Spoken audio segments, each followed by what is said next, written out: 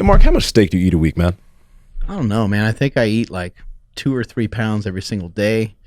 So let's see, carry the one. I think that's probably about 50 pounds of steak a week. My God. Do you like going to the grocery store? No, I hate it because there's peanut butter cups there, and I'm going to be enticed to buy other crap that I don't need. Dude, like you go to Costco, right? You walk in, you have to show them your card. Then you're walking through, you have to go find the meat. You have to go pick through everything. Some of it's not that great. Some of it's good. Then you have all of the samples, okay? All the samples, those damn Costco samples. Then you have for that. Yeah, then you have the pizza, the Polish dogs, all that crap. It just gets, it's difficult. It takes I love time. not having to deal with that. I just come home from a hard day of training. Yeah. And a tomahawk ribeye is sitting at my doorstep, or a filet, something like that, just sitting there right at my doorstep. I didn't have to even think about it. I didn't have to waste my time going to the grocery store. Perfect. And that's how simple it is. Our friends at Piedmontese.com, you don't have to deal with any of the grocery issues, waiting in line all day long. They deliver it right to your doorstep, and they deliver steaks that are from those jacked cows, like the ones that are like in Bigger, Stronger, Faster.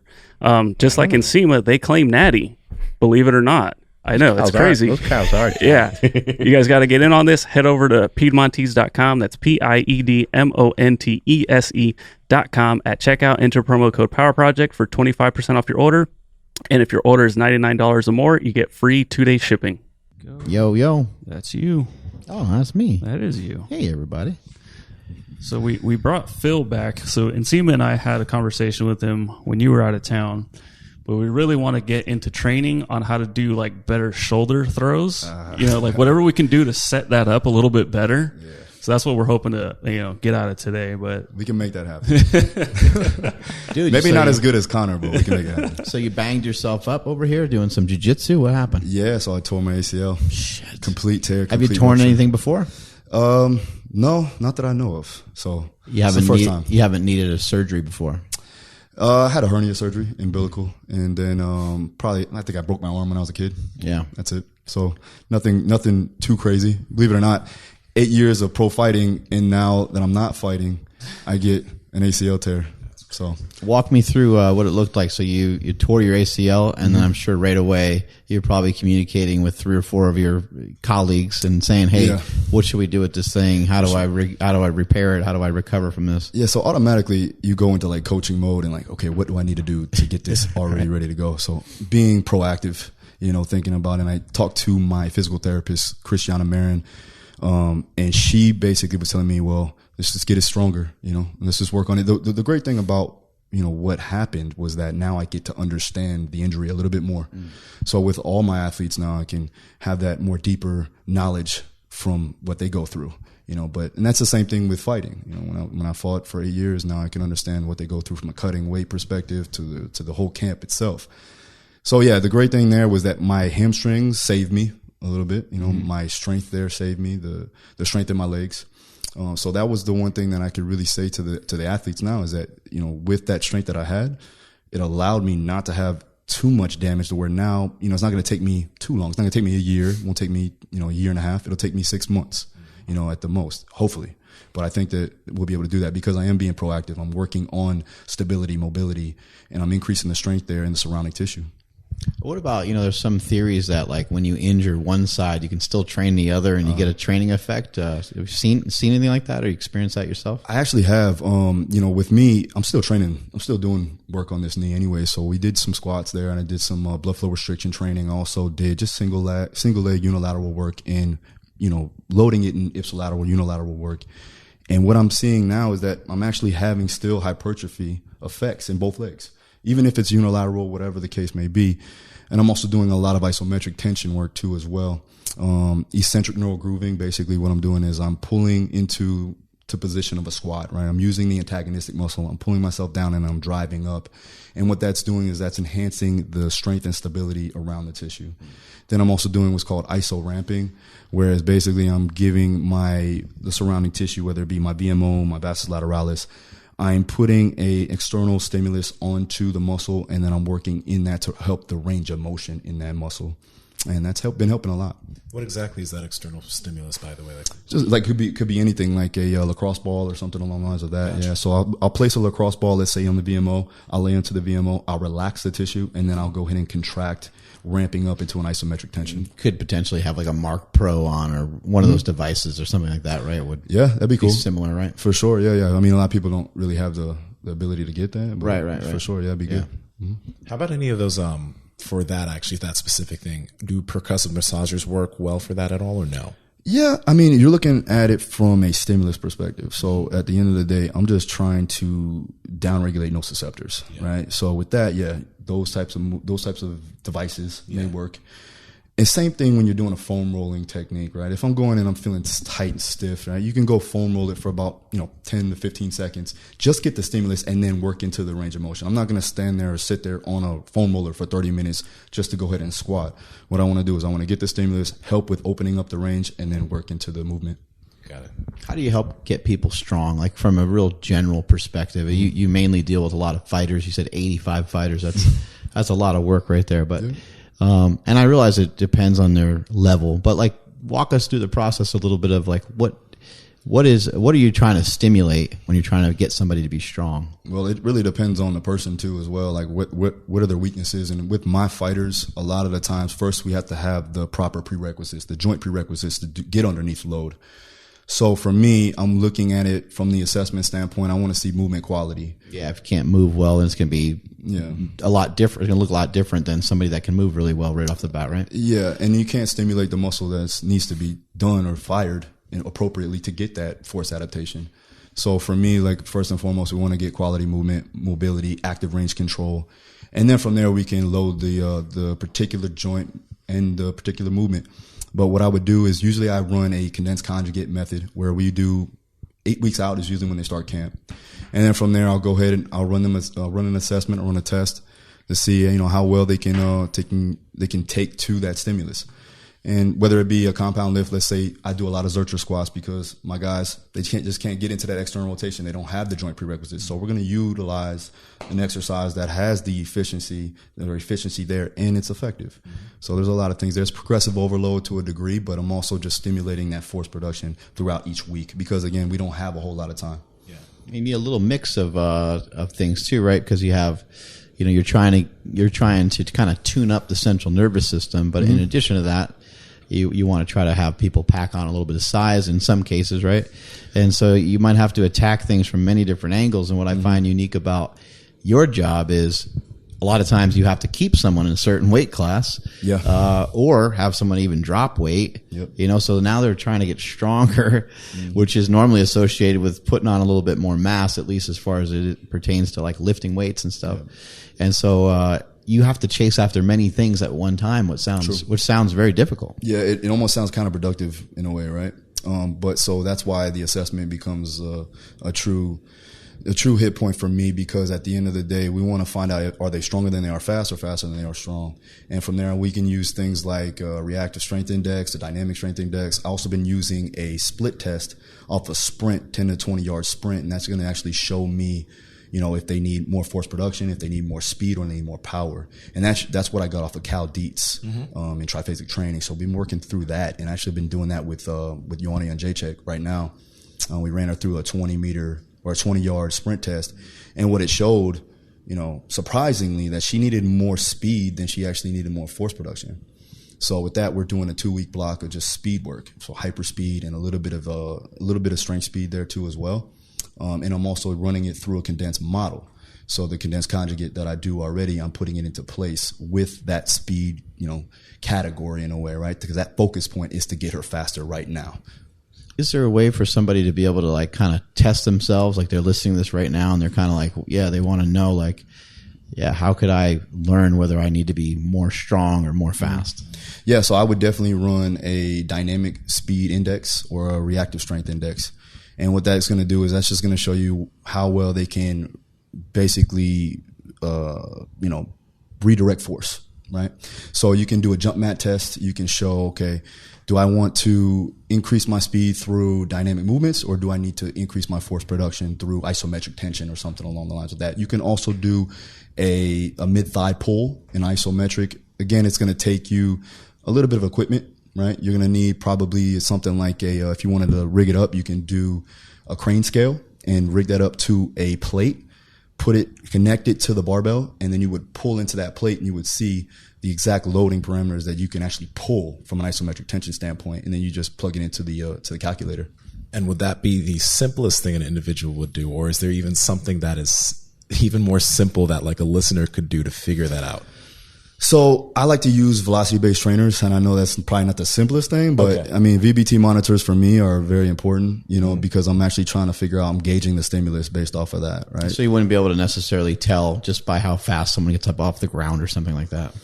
That's pretty tough. I mean, at the end of the day, you can also look and have an eye for it too as well. I mean, especially if you're a coach that's been in the game for a long time, like Louis says it all the time, you can see if you're faster than you're strong. And from there, but I like to use it in the beginning just to see, okay, well, how fast are they moving this barbell at a certain percentage range, right? So if they are moving it, let's say that they're moving 85% at the predicted range that they need to from a meters per second standpoint, well, then that's good. But if they're moving it slower, they still can lift it. Well, obviously we know we need to move a little bit faster. We need to increase that speed. The athletes probably respond really well to the technology, right? They probably, they're getting that immediate feedback, like they still might say, how am I doing, coach? But they almost don't even need to when they see it and they start to learn it and you're starting to, give them positive reinforcement. It probably makes every rep and every workout a little bit more productive. Yeah, I mean, when you have that metrics there, it also helps with the coaches too. With the skills coaches, it kind of helps them buy into the situation. But yeah, so the athletes do like to see the numbers go up. But primarily what they're really worried about and what they really want is to see them increase their performance inside the cage or, on the mats. And that's really a good thing when you can see it from a real world perspective in a sport specific realm. But yeah, definitely with the numbers, they kind of compete, a lot with that. And you see the numbers go up, and I have to kind of pull them back a little bit because, again, we have the VBT monitor on there. You don't want technique to go out the window because they're trying to blast it up and get a better score, right? So coaching becomes a big issue too as well. In regards to that, like to trying to kind of like, hey, pump your brakes, like how often are you having them actually run these tests? So for instance, like for the sprint work, we do about every 2 to 3 weeks. Right now, as far as like, let's say for instance, I'm trying to see where their force production lies. We can do that every 4 weeks, and usually it's going to be something that is an indicator lift, whether it be a Zercher squat, whether it be a sumo deadlift, a trap bar deadlift, something along the lines of that. And then, so do they ever like any of the athletes be like, nah, like I need to retake the test because like I didn't sleep last night or something like that? Oh, they're always coming up with excuses. Okay. Yeah, there's always something. I just sparred today. No, you didn't. I seen you today. You're lying. So there's always something. But yeah, like we do like a beep test for, just measuring out their VO2 max. And they'll say like, oh no, I had my shoes on the right way or something like that, And, but you want to keep it as consistent with the testing as possible, obviously. And you want to keep it in the same, whether it be, on the track, on the turf or something along that. You make sure that wherever you're testing at, you're obviously putting the protocols together for that particular, surface area. Let's say that there's someone listening, they're like a weaker jiu-jitsu guy or a weaker boxer, just martial artist in general, right? I know that every martial art has its specificity because you kind of answered this question in the last podcast. But if they don't have access to a coach, what can they like? What are some general training concepts that they should keep in mind as they're trying to get bigger and stronger for their martial art? So first and foremost, keep mobility. Right? Keep mobility. Keep range of motion. So you want to work through full ranges of motion. You want to work on your active end range control, right? And then from there, you can start to load several different movement patterns to help get stronger in those ranges, especially when you're talking about BJJ. You're going to be contorted in all these different ranges of motion. So different planes of action is going to be key. And then from there, just progressive overload. That's all you really need in that perspective, because at the end of the day, anything that they do, because it's a new stimulus to them, they're going to get stronger. Yeah. Right. So, but we only want to do, what we want to do is make sure that we are mitigating the injury risk, and we're also reducing the risk of fatigue, because they are doing all those other demands of the sport. Okay. How much lifting are we actually talking about? Let's say someone's in camp and they have a fight, 12 weeks out or something like that. And they're, midway through the camp or so, like, are these guys training 3 times a week and doing 5 exercises every time? Are they training 5 times a week? What's the protocol look like in terms of actual lifting weights? Yeah. So it really depends on the individual too. It depends on how much skills training they're actually doing. And it also depends on their experience level. So I work with a lot of elite fighters. So at the end of the day, they know how to throw a punch. They know how to get punched. So for them, really getting in the weight room and actually working on their structural integrity, their balance, their control, their athleticism is more of an importance, outside of camp. Once they get into camp, now we're working on the specifics of the sport. We're working on those specific ranges of motion and those planes of motion of training that are going to correlate over to the fight. Usually we start a camp about 8 weeks out. That's when they come, whether they are traveling to American Top Team, some of them don't live there. So they come to us about 8 weeks out. Hopefully they developed a solid base of general physical preparedness. So if I had my choice, they would do some type of triphasic or some type of off-camp work where we're building up that structural integrity. We're building up a little bit of hypertrophy, and just tissue remodeling in general so that we can have efficient movement under load. And then from there, I'll go into the condensed model, which is basically the conjugate style is 2 days a week. And that's why it's condensed, because it is 2 days a week. And you will know this a lot, Mark. So basically, and I asked Louis about this too when I went out to Westside. And he was like, "That's great. It's perfect." So I was like, all right, good. I'm on the right track. But the thing is that I needed to have enough time to get all these aspects taken care of. And we even run a concurrent style of an aerobic system based, because again, they're training multiple bioenergetic demands every day. So what I do is let's say for instance, my first day is Tuesday. That's a sparring day, because Monday is a hard wrestling session. So they're wrestling, they're getting their work in. It's a lot of lactic work. So it's hard for me to get them in the weight room after that. So Tuesday we get in the weight room and they'll go ahead and do some dynamic upper and they'll do max effort lower. And what we'll do is I'll just work through the speed ranges depending on, where their strengths lie, whether it be they need more speed or more strength. And the lower body lifts will be depending upon either be singles, doubles, or triples. And if they're getting closer to the fight, it would be maximal isometrics, because I want to make sure that we're mitigating the risk of injury there. And then it's just flip-flopped 72 hours. Friday, we go ahead and we do max effort upper, dynamic lower. And then again, with the supplemental lift, we'll do one supplemental lift based upon the max effort lift. Then I'll do two accessories, and then we'll go into a energy system training where it's actually mixed or basically integrated into the energy that we're utilizing inside the weight room. So let's say, for instance, we're doing some type of alactic capacity type training inside the weight room, so we're not throwing the organism in two different directions. That makes sense? It does, yeah. Now, I know not every single fighter that you're working with is, not all of them are getting ready for a fight at the same time, but you work with 80 to 85 fighters. And when someone that works with people in person hears that, they're probably wondering, how the hell does he organize all of these different training programs, all of these different structures? What kind of systems have you built to be able to do that successfully? So you have to have a system, because if not, then I'm trying to do too many things at once, right? So I do have an off-camp program and I do have an in-camp program. And then the in-camp and the off-camp are based around the subjective measures of the athlete, right? So I'm going to have a basic layout, right? And then I just plug and paste depending on the person, right? So if this person needs more speed, right, then we just work in the max effort. We work more strength speed. We'll work more sub-maximal lifts, but we'll still get the work in, because I still want them to increase their force production. They just may need a little bit more velocity, right?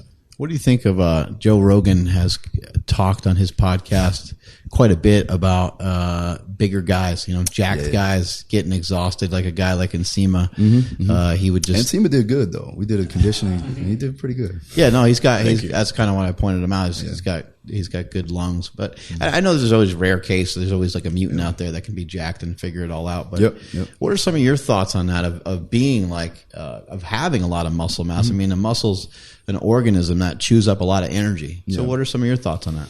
I mean, as long as you have a large aerobic base and you can take in and utilize oxygen efficiently, and you got to train it too. It's not just like, he's naturally gifted with a lot of muscle. Yeah, well, we don't know.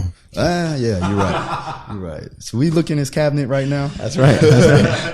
Check that fanny pack. That's it, man. Yeah, so like with that, you're looking at it from a base aerobic capacity standpoint. So if he has a large VO2, depending on how big he is, it really doesn't matter at that point, because he can take in oxygen more efficiently, and that's going to help buffer out lactate.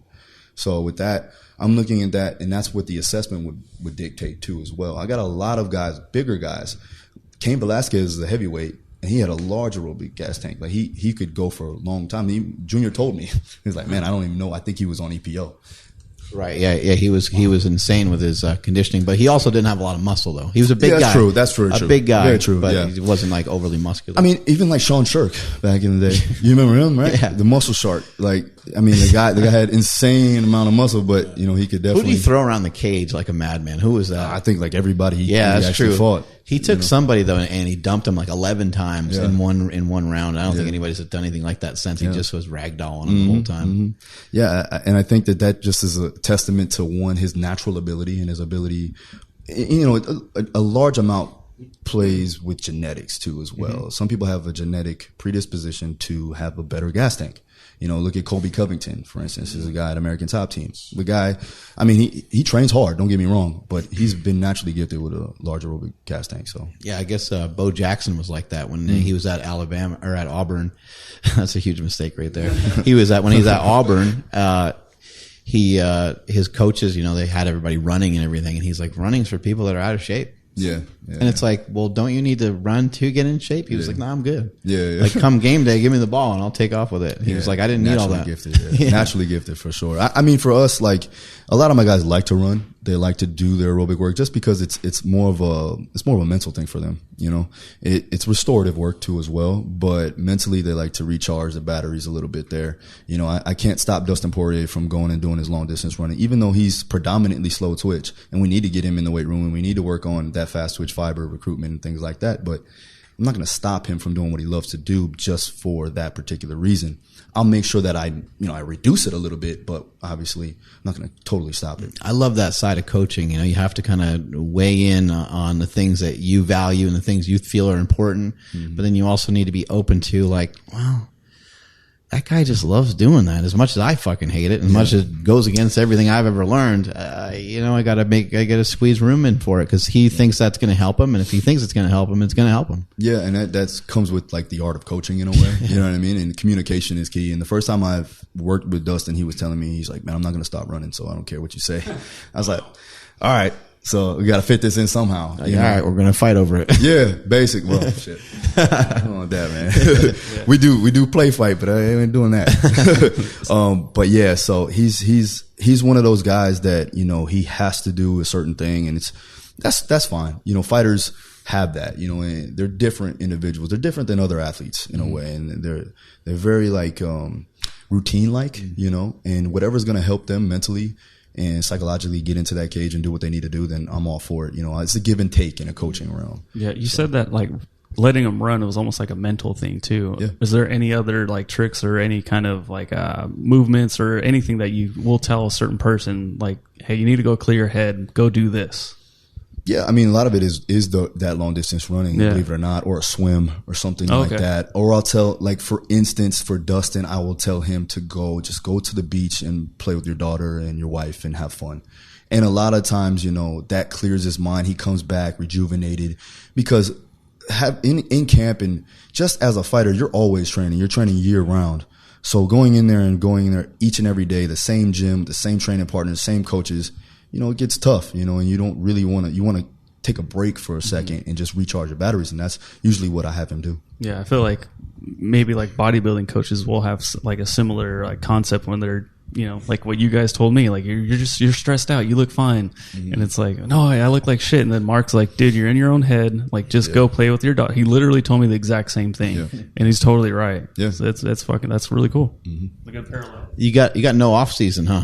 Never. And these guys, they get paid to fight. So a fight comes up. And then also, like, you don't want to be like ducking people and be like, nah, man, I'm not, I need another 6 months or whatever, right? Yeah.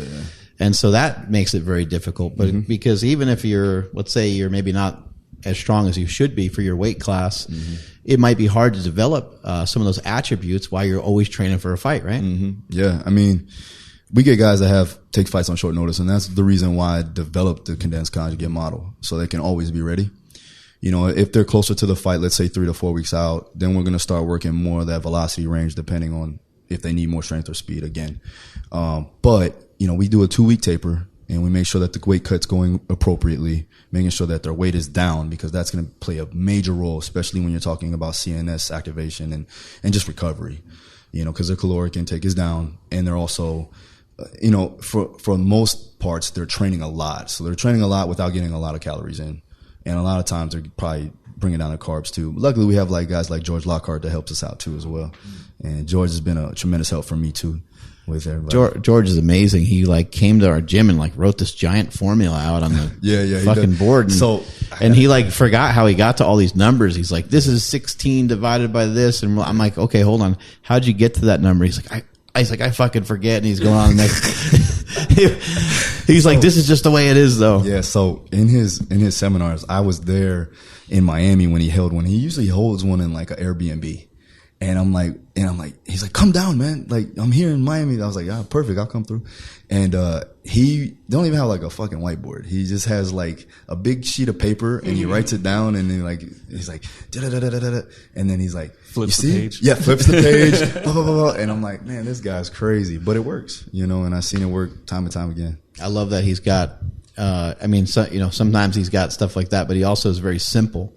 When I asked him on the podcast about, like having a certain carbohydrate post workout, like having, say, like orange juice or something, which is fructose, and fructose will, put glycogen into your liver rather than like maybe into your muscles. And I was like, well, because he was recommending orange juice post workout, and I was like, well, that sounds a little different from things I've heard. Yeah. He said, well, I just believe the human body's going to do whatever it needs to do, and if post workout, it's going to need carbohydrate, so it's going to still put it into the muscles. And it was just like that sounds reasonable. Like that sounds like it makes a lot of sense. Yeah, they've been doing it, and he works a lot with Stan too as well. Yeah, the Rhino. Yeah. So like, and I know they did the 40 milligrams of caffeine too as well for the reabsorption of glycogen into the muscle. Right. So I was like, all right, well, cool. So like, and then he's telling me, we need this creatine, we need branch chains, we need caffeine, and we need glucose. So we need dextrose or any type of branch cyclic dextrin that's going to be quick. Right. And then, he was telling me, all right, we need 3 liters, and we do the 3 liters, and there's like a minute, detailed out approach of like what you need, and it's like, man, this is a lot, bro. Like, this is different than what we usually do. Let's get some Pedialyte and call it a day.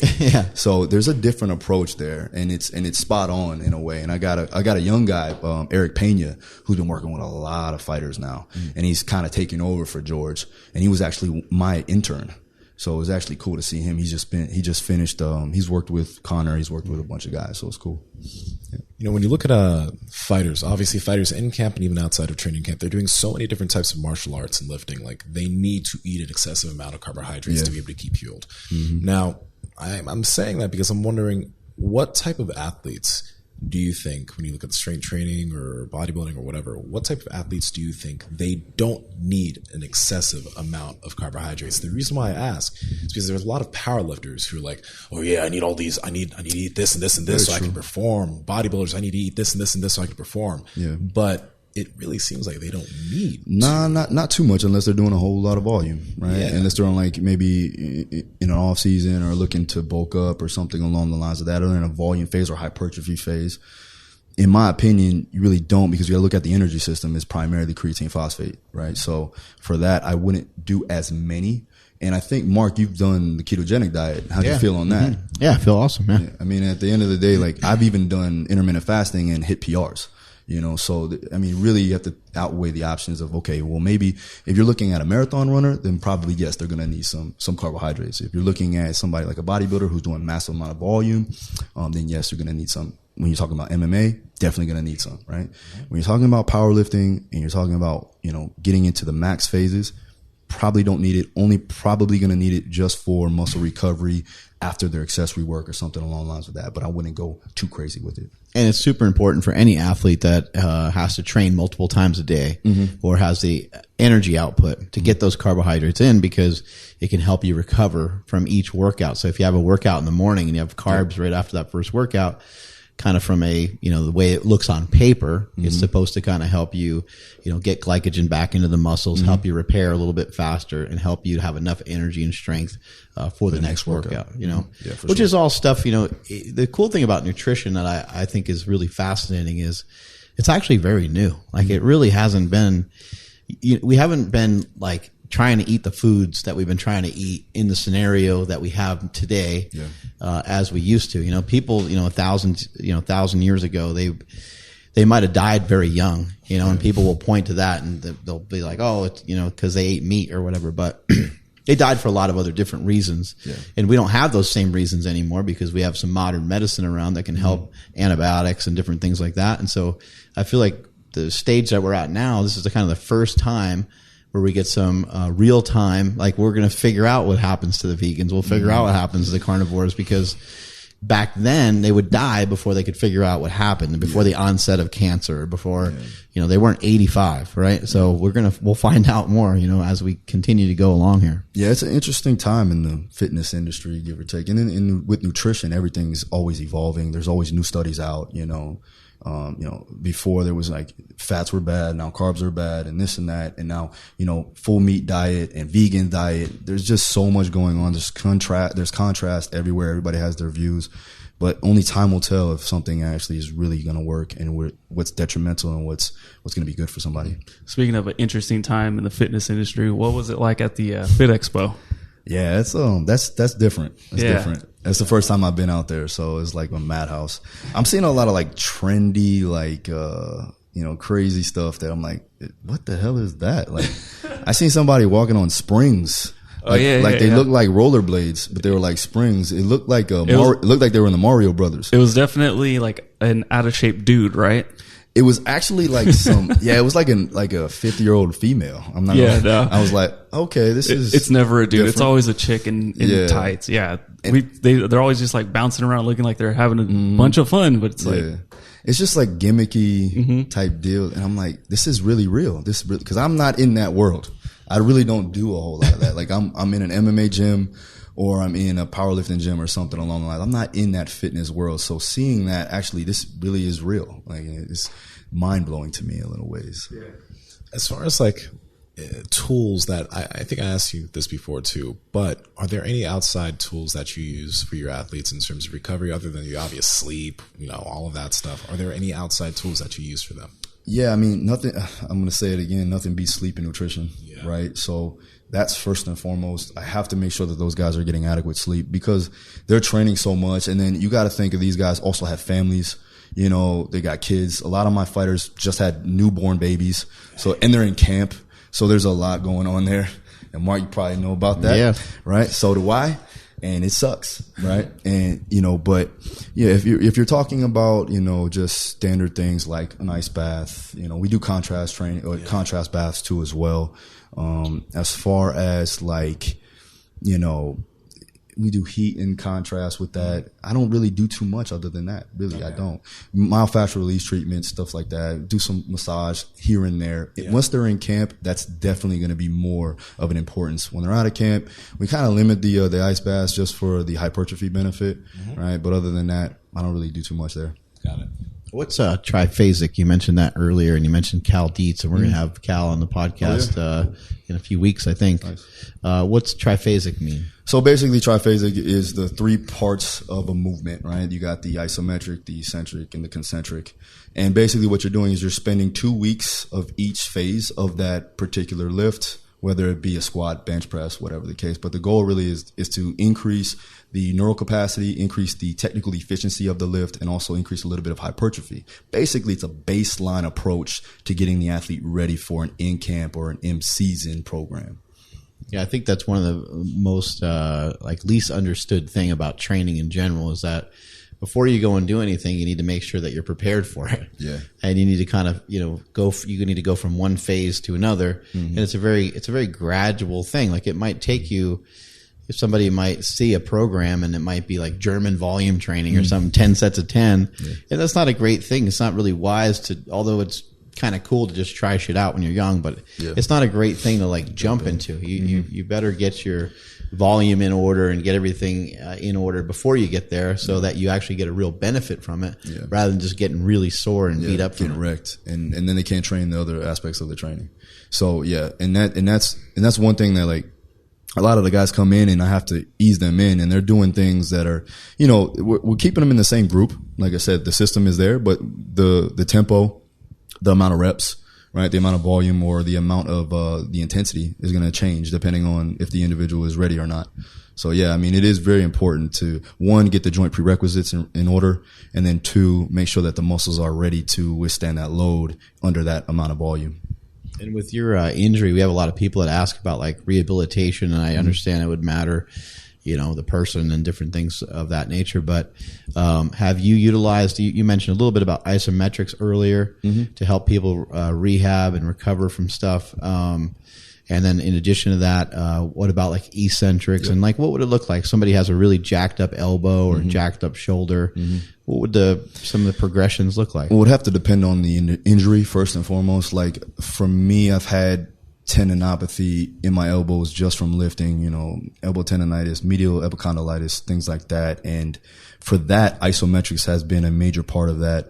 Also heat and compression.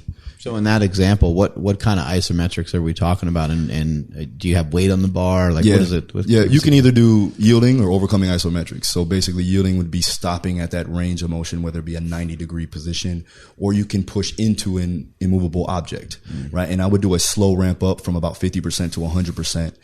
And then also you want to improve on the range of motion and articulation of the joint capsule. So we're actually gaining that range. So I'll be working through controlled articular rotations of the elbow. And you can also do pails and rails, progressive and regressive angular isometrics through that too as well. So that's been helping out a lot because it's going to downregulate those nociceptors and help you increase, you know, that mechanical response to basically move the weight and not be feeling like shit. Okay.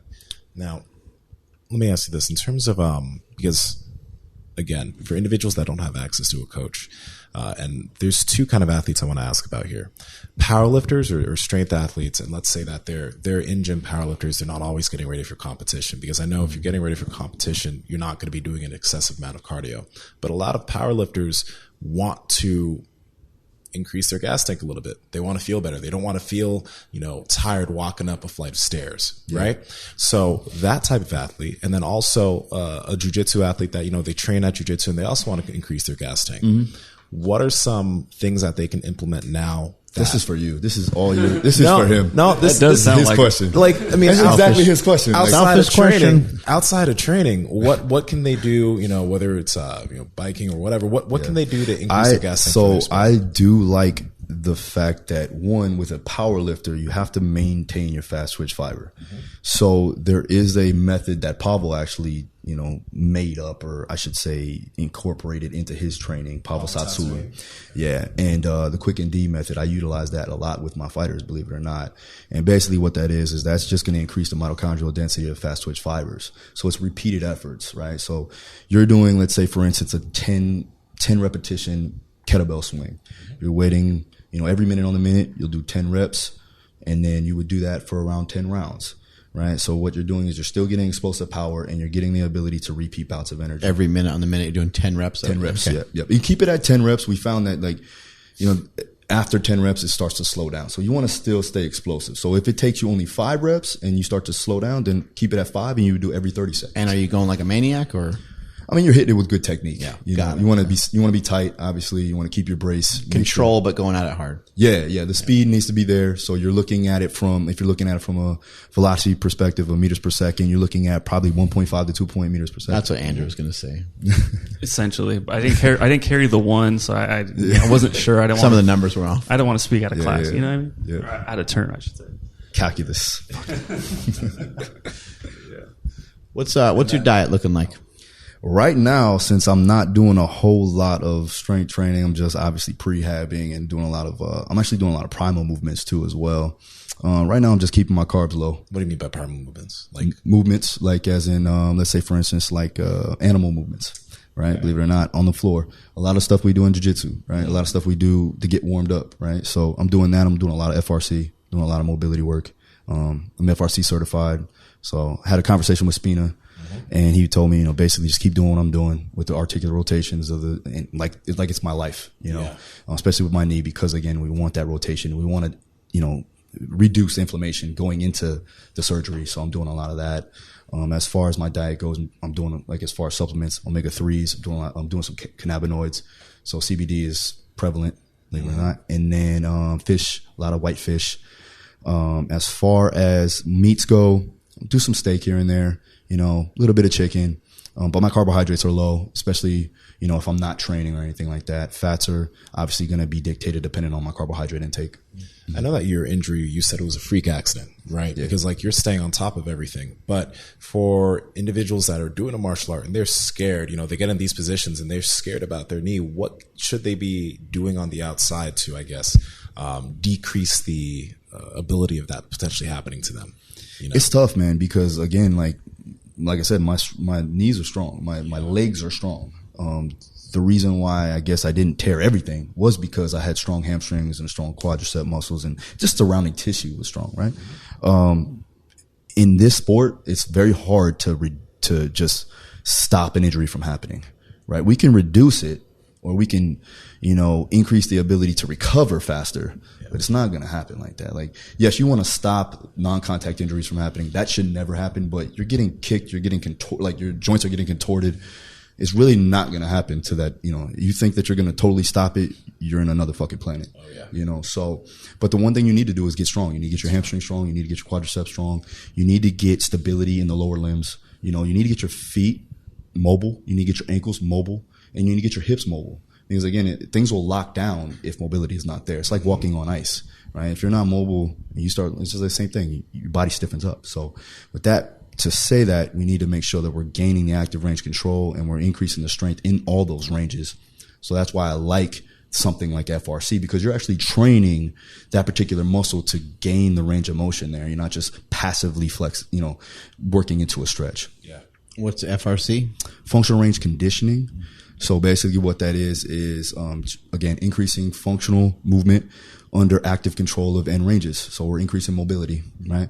Flexibility is good. Mobility is better, in my opinion, right? Because it's one thing to be able to get into position. It's another to be able to actively get into the position and be strong in that position.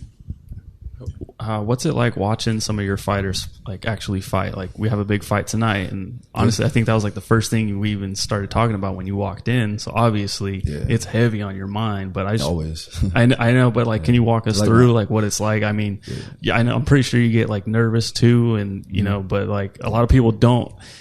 When I just like when we have somebody on the podcast, like now I'm nervous to watch the fights tonight. Because like of our connection now, so I can't even imagine actually working with, you know, a fighter like that. Yeah, even though like they're older than me, some of them, I feel like they're my kids. You know, you're like, man, and I've gotten way more nervous for their fights than I did with mine. You know, sitting there watching, you know, Junior and Edson and Dustin and Joanna and Tisha and all those people that are at this highest level, and they're working to basically change their lives and just catapult their careers. Yeah, it's crazy, you know, and I get the butterflies just like I used to. And, you know, like tonight, Junior's got a big fight, and a couple weeks, Joanna's got a big fight. I'll be right there, you know, cage side watching it, you know, and if I'm cornering, that's even worse, because now it's on me to make sure that they get everything in order. Last week I had a fighter, boxer of mine, Maureen Shea. She was a two-time champion, IBO and WBO. Or IBA and WBO, and she just won her first fight coming back in about 2 years, and she's 39 years old, but you know, did great, phenomenal. I was like, it was like you know, I just had a newborn child, you know. I was like, this is great, you know. So yeah, it's nerve wracking, but it's also, you know, it's something that I live for, man. It's why I do it, you know. Yeah, I was gonna say probably a lot of passion in that too. Yeah. So how's fight camp been for Joanna? It's actually been really well. I mean, we're only about 3 weeks in, but she's in good states, like good spirits. I feel this is actually one of the better camps that we've had. We've had, I've had about 5 fights with her so far. So, I mean, well, actually 6. So this will be our 7th fight camp. And, you know, I can actually see a difference in the way she's going about training and going about just her daily life, you know, and she's happy with her life. That's the best thing. You know, she doesn't have to prove anything to anybody. So that's one thing that, you know, that's not weighing on her mind, and her overall mentality, you know, coming into the training is good. I'm going to get his ass. Sorry about that. I'm going to get his ass. You know, you do hang out with like, I don't know, it's just a small gnat. Little gnat. It was a gnat from somebody. Not me. You hang out with a lot of because you ain't natty. You work with a lot of you work with a lot of top level fighters, right? Top level competitive mindsets, and I know that every fighter is obviously different. Every fighter has a different type of process, but I think a lot of people would be interested in maybe the through lines or the consistencies that you see from these high level athletes getting ready for competition. Like, what kind of things do they do that you see often? You're like, this is something that people should be implementing all around. Athletes should be doing. It's just a mindset thing. They're totally confident in their approach. They're confident in their abilities. And with, like, for instance, Joanna, she thinks she knows that she's the best, and she'll say it every day. She comes in prepared no matter what. She's tunnel vision, focused every time she comes to train, but she enjoys it too, and she likes to do it. There's a smile on her face until it's time to get to work, and she's like, "Yes, coach," and goes. So that's one thing that I see a difference in, like, just your regular kids that just want to train. But the good thing is that at American Top Team, all those kids are like that. Yeah. Even the ones that aren't at the elite level, our B squad is like superstars in a regular gym. Mm-hmm. So I don't really see that anymore. I see that on a constant basis. And the great thing is that I get to be around like-minded individuals, because I was like that. I'm still like that to this day. I attack my coaching just like I attacked the way I did it in the MMA world, and how I attacked it in football and all throughout my life, and how I attack business and how I attack my lifestyle of being a father. I do the same thing. So it's good to be around those people, because it obviously lets off on you too as well. What's going on with these tattoos? What we got going on here? Oh, okay. This is the first time somebody's actually asked me this. So yeah, I know sometimes people just like the design and just get something, and sometimes people have a lot of meaning. Yeah, I have a lot of meaning. This is my family crest. So my great grandfather was a general in the Napoleon Army. So actually, cool. If you go to France, you go to the Arc. Actually, my name is on the Arc. So I went to France and got to do that. I did a seminar on France in Paris, and I got to see my name out there. So that was cool. I don't know. You speak French? No, I definitely don't. So they didn't understand shit you said. They're like, what? Yeah, and then, like, just some family stuff. This is my mother. My mother died. I want to say roughly 6 months ago. And then my father died before her 3 months prior. So Damn. It was pretty tough. It was a pretty tough year last year. It was good things and bad things, and I just took it with stride. So only the strong survive, and that's kind of the story of my life. You know what I mean? What I live by. Came from humble beginnings. It didn't come from, the greatest background, not the best neighborhoods. So had to fight for everything that I have now. Were your parents together? They actually were. I was blessed with that. They were able to be together. My dad worked all the time. I barely ever seen him.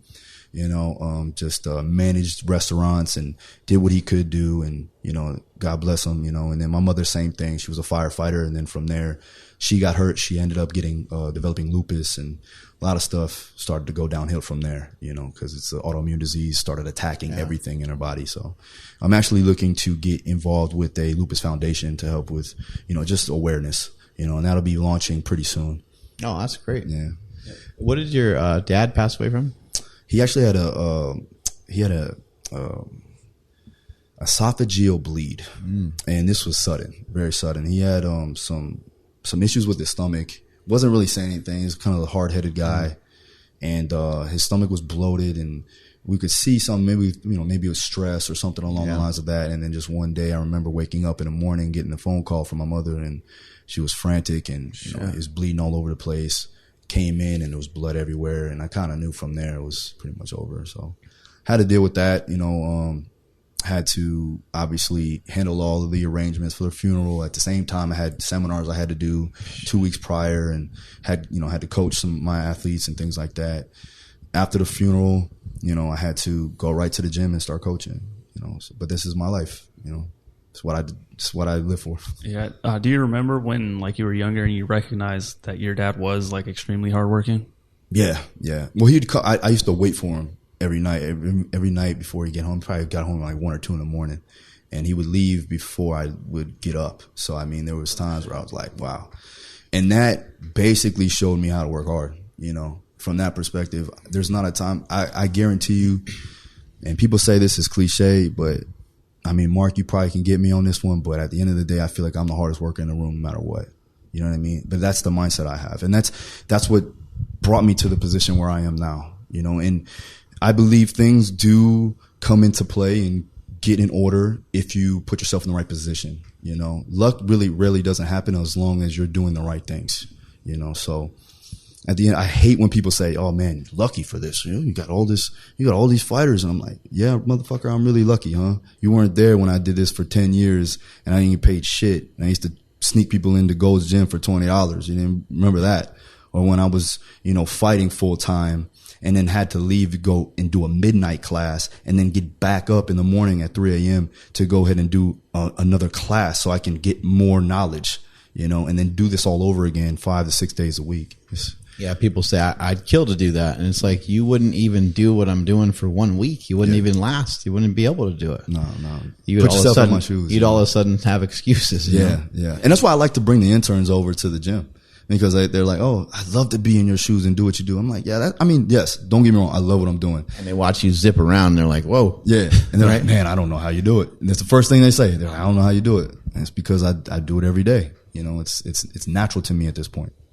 Do any aspects of being a father scare you now? Because I didn't know you had a kid. I got three. I got three.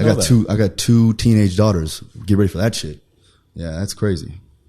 Yeah, they're my stepdaughters. I'm not that old yet. They're my stepdaughters, but I raised them. Okay. You know, I've raised them since one was 4 and the other one was 6. So, I mean, pretty much seen them grow up, you know. And my son, he's 5 years old. So he's like a little me, you know. I got him going. He's doing jiu-jitsu now. He's going to wrestle. So yeah, it's good. It's fun. Yeah. Nothing really scares me. The only thing is like, I am always looking to be a better father and learn.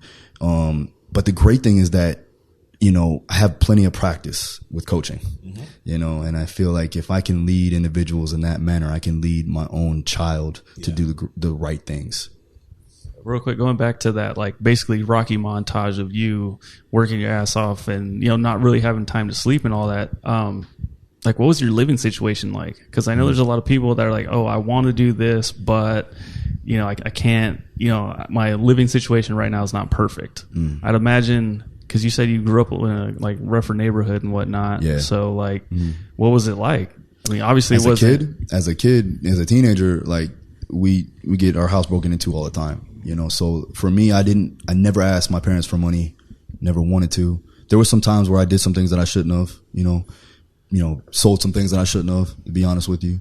And got into some trouble. You know, but at that point in time, like if I could go back and talk to my younger self, it was funny because I watched Gemini, you know, the Will Smith movie. Yeah, I watched it on the way over here. And I'm like, man, if I could go back and do the same shit, I would just tell myself to learn from every mistake and every experience because you're going to grow and get better from it. And, you know, fortunately for me, I have, and I never made the same mistake again.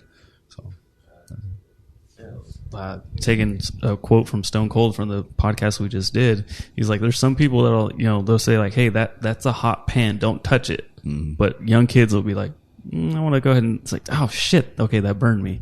He's like, you do it once and you're good. He's like, it's the dumbasses that'll go back and keep doing it over and over and over. So yeah, them living experiences that you can't get out of a book, you know, all that stuff you got firsthand, and it's made you who you are today. So in a way, if you did go back, you might have messed something up. Like you had to live what you lived through.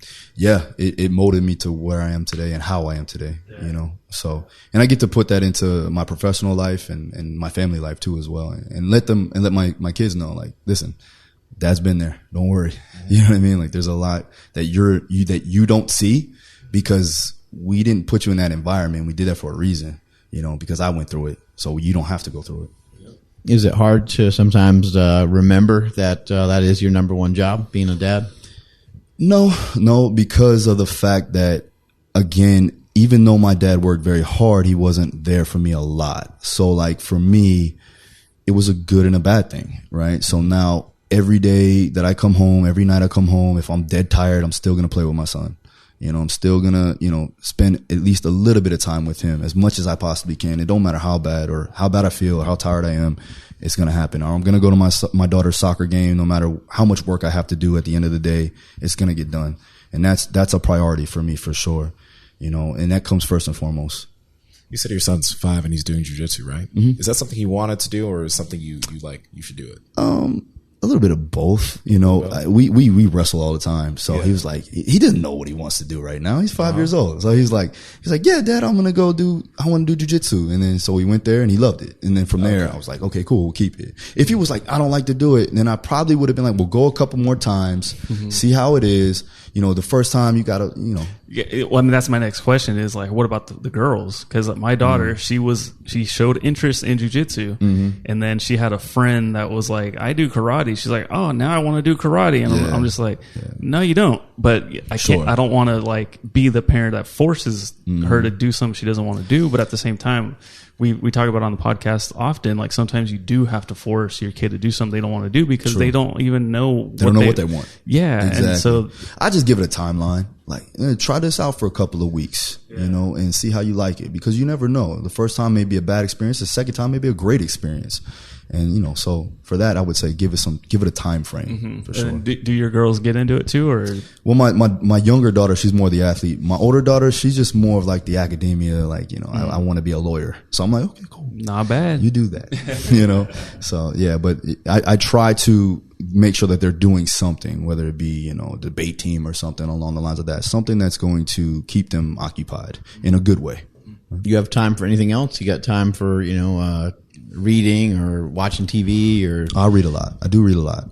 I make sure that I at least read a book a week. You know, I just finished Oxygen Advantage. You know, I finished that book, and then I went right into, now I'm doing Anatomy Trains by Thomas Myers. And then I'm also doing, the History of the Human Body by David Lieberman. So I'm reading 2 books right now, and then also audiobooks and stuff like that. The good thing is when I drive, you know, I have that 90 minutes, I get a lot of that self-education in. Other than that, just spending time with my wife, you know, going to the movies, going out to eat, dinner stuff, you know. And then I've taken up some fishing lately with my son. And he's like, Dad, I want to fish. And I said, all right, let's do it. I bought, you know, some rods and things like that. And one of my guys he's one of my closer friends. He's a fisherman, and he was a boat captain. So we went out there and did it, and I caught my first fish, and he was mad that I caught the fish before him. He's like, man, I was supposed to catch the fish. I was like, listen, son, it's going to happen. Daddy's good. But it was fun. And then, I go to the range and shoot a little bit sometimes, but that's about it. Yeah. That's all I have time for. Yeah. You're a busy guy. Yeah. Are you actually physically, training people, or the 85 people, it's like some of it's remote and things like that? They're all at American Top Team. Yeah. I don't count the ones that I do online. Those are like, I have about 6 or 7 online clients. Some of them are athletes, some of them are fighters. And then, as far as like my programs that I have on sale, those are basically just written out programs that people can purchase and go from there. And then obviously if they have questions, they can hit me up, email, DM, things like that. And I usually answer them pretty quickly. So, but yeah, mostly fighters, in combat sports. So judo, boxing, and MMA. Are you paid by the fighters or by the gym, or? So for American Top Team, I am paid by American Top Team. But for my boxers and my judo practitioners, they pay me directly. Cool. So how many people are can be at ATT at once? I don't even know how big the gym is. It's 40,000 square feet. So there's a lot. We have over 150 pro fighters, and most of them, 90%, give or take, are in the UFC, Bellator, or ONE FC. So they're all major promotions. We have the best fight gym in the world, in my opinion. You know, we've proven it. We have, you know, plaques, we have belts. Amanda Nunes, best fighter in the world, in my opinion, right? And so we definitely are there. I think the most difficult thing that we do have is that it is also just a general gym for general people to come in, and that becomes an issue too as well when it gets oversaturated with people. But you have to pay the bills, you know, so I get it. What are some of like the freakiest performance feats you've seen from any of the fighters that you've worked with? Okay, so VO2 max of Dustin Poirier was at 65. So that's crazy. It's like an Olympian. As far as, let's see, Edson Barbosa, I've seen him jump a 44-inch vert. Believe it or not. Well, you can believe it with the kicks he throws. As far as strength feats, I've seen Kyoji Horiguchi, who was a ONE FC champ, right? And also was a Bellator champ. He can squat, Zercher squat 3 times body weight, deadlift 3 times body weight. He can bench press or floor press 1.5 times body weight. He's 135 pounds. So that's crazy. And then I got one guy by the name of Thiago Moises, who's a UFC fighter. Probably from a strength standpoint, you know, I would say he's probably the strongest in the gym. You know, and he's only 175 pounds. So you're looking at it from that perspective, not from, you know, just from a strength standpoint, he can outlift from that perspective. If we would put like a, you know, what would we call that? For powerlifting, what do you call it? Oh man, come on. Damn it. Like when they tally up all the weight. Oh, your total? Total. No. Wilks. Oh. You put a Wilks on him. And then, Yeah. he's got the best at that percentage. What's the deal with the Zercher squat? That's like a death sentence. That's a brutal exercise. It is, man, but just get your arms stronger and bigger. You know, shut the fuck up. No, I'm just kidding. No, a lot of times is like the only real reason is because, again, it's the most efficient way of loading the squat pattern for me right now. Because, again, axial loading with those athletes, they're getting beat up all the time. And again, I'm just trying to sit the body in the right position so that they can get into that squat position and do the lift and get the adaptations we need. A lot of times, you know, it depends on the person again, but for that perspective, I think it's the most efficient and effective lift for what I have to do just to load a squat pattern. Same thing with a sumo deadlift. I like that because it allows for hip dexterity to occur. It allows for lateral force displacement. You're working on mobility there. And for my guys usually have stronger lower backs than they have hips, believe it or not. So I'm trying to work on the specific muscles that need to be strengthened, and we use those specific exercises to help with that. Yeah, it's a tough one. The Zercher squat's brutal. And it always kind of like bruises your arms, and you like don't realize it until a couple of days later. You're like, shit. Yeah, well, we'll wrap it up. We'll wrap it up with like a towel or something along the lines of that. You know, with the good thing is that you're not going to be able to squat a Zercher squat as much as you back squat, right? So you're still getting that load, right, that you need to increase force production. You're just not loading it to the degree of a back squat. So you ever use the harness that Louis has? I don't know. I don't even know. I want to get it. I don't know if he still makes it. I seen it at Westside when I was there. I was like, let me just get that real quick. But no, I haven't used it. It was pretty cool because like your arms, you know, your arms are like a limiting factor as you start to get stronger. But the problem there is that I do like the upper body muscle activation that you absolutely. get there. So when I do that too, and a lot of guys, they'll do the Zercher where they'll basically have, you know, their hands clasped together. And what that does is that kind of eliminates that upper body activation. So we like to pull the hands apart and get into that supination and drive the elbows up. So they're actually working the mid back a lot more that way. Yeah, it's a brutal exercise. Yeah, it's tough. But I mean, the guys take to it. I haven't seen, Cal says it a lot. Like he's like, you know, you have to crack a few eggs to make an omelet, but haven't had to like crack a few eggs though. That actually has been doing really well. You know, sumo deadlifts, Zercher squats. What else are you a fan of? So any type of Zercher variation, I'll do Zercher split squat. Good mornings. I do a lot of box squats. I do a lot of Zercher box squats. I'll do trap bar deadlifts. I'll do single leg work, unilateral work, whether it be rear foot elevated, front foot elevated. RDLs are a big, you know, part of our exercise list and pool. As far as upper body, I do a lot of floor pressing, incline pressing, single arm work. We do a glute bridge floor press too as well for a special exercise to help with the glute activation, help with force production, and also it's specific to what they're going to be doing when they're a bridge and roll perspective. And then a lot of rows and horizontal, do some pull-ups depending on if they have the ability to rotate the elbow directly. And again, it just depends on the joint prerequisites. So those are my main lifts. And then rotational exercises, anti-rotational exercises, especially you do a lot with the landmine. So we'll do all of our Ollie style lifts, whether it be speed strength orientated. We'll do a lot of snatches, a lot of push presses, because in that range, in that 45-degree range, we could still get the adaptations we need. We're just not getting them into that overhead position because a lot of them don't have that shoulder flexion. For all the strength coaches listening, along obviously with yourself and all the information you put out on YouTube, Instagram, your website, who are some other strength coaches you think that people should be paying a lot of attention to because it's a loud space? Yeah. Okay. So here's my guys. Lauren Landau, hands down, one of my guys that everybody should take note of. He's the head strength and conditioning coach of the Denver Broncos, but he also works with a lot of UFC fighters. He has Landau's Sports Performance in Denver, Cal Dietz, obviously, he puts out a lot of good information, a lot of free information, which is crazy to me. Joel Jamieson still has by far the best conditioning book out there. Let me think. One of my guys that's close to me, that, not putting too much information out there, but he should, and I'm going to get on his ass about it, is Corey Peacock. He works with a lot of the old Black Zillions. He works with like Michael Chandler and the welterweight champ, UFC.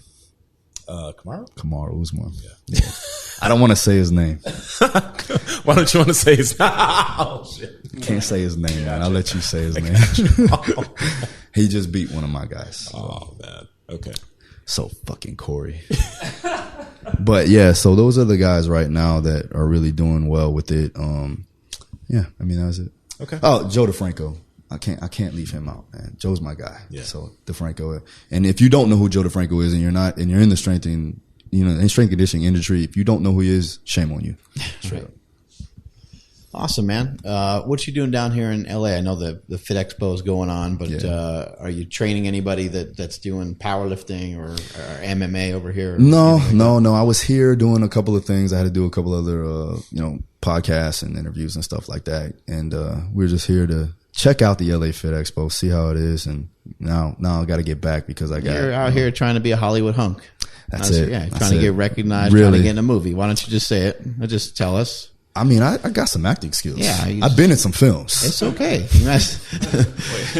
Wait. What kind of films? Hey, relax. This is on camera. Is this off? Is off air? Wait, huh? Hello? It's just us in the room. Is this still? See what she come up with. No, but in all seriousness, I did some videos for Mind Pump, and then we did some things with Jason Ferrugia, so it was good. Awesome, man. Where can people find you? You can find me on my website, darustrong.com. Also, my Instagram is @darustrong, Twitter's @darustrong, and also my YouTube, Phil Daru Strong. You saw the mentorship program, right? Yep. We got 65 coaches that are like really hitting it hard right now. A lot of good information in there. Yeah. Oh, you've been on now. Appreciate that. Thank you. Yeah. So we put out, I got all my methodologies, all my protocols, programs in there, articles, studies that are put out that I feel are beneficial for the coaches that are working with the athletes that they're working with. But yeah, you can find that on my website. If you go to the link in either the bio in my Instagram or just the website in general, you'll find it. Zerchersquats.com. Why are you hating on the Zercher squats? Right No, now? they're just. I'm gonna go ahead and put you onto the Zercher squats. You know what? I'm just happy I don't have to do them anymore. Yeah, that's true. They were part You're of a bodybuilder now. They were part of my powerlifting career. Well, that's good because not a lot of powerlifters actually implement that. Yeah, I did those. I did those in good mornings. Yeah, like every other week. That's another thing that I forgot to tell you. Yeah, we'll do a lot of good mornings. Do a lot of like different stances in good mornings. Wide stance, close stance. Nobody wants to do a good morning. They're terrible. Yeah, they suck, but they work for sure. Awesome. Where can people find you, Nsima? At Nsima Inyang on Instagram and YouTube, and Byte, BYTE. Huh. And then Nsima Yin Yang at TikTok and Twitter. How about you, Andrew? At I am Andrew Z, but make sure you guys are following the podcast at Mark Bell's Power Project Podcast, at MB Power Project on TikTok, Twitter, now Byte, whatever the hell that is. Facebook.com/ Mark Bell's Power Project, LinkedIn.com/IN/Power Project. I think that's it. Make sure you guys are subscribed on Instagram, for sure YouTube if you're watching this right now on YouTube, and leave us a rating and review. If I was Mark Bell, where would I be? At Mark Smelly Bell. Pretty much everywhere. Strength is never weakness. Weakness is never strength. Catch y'all later.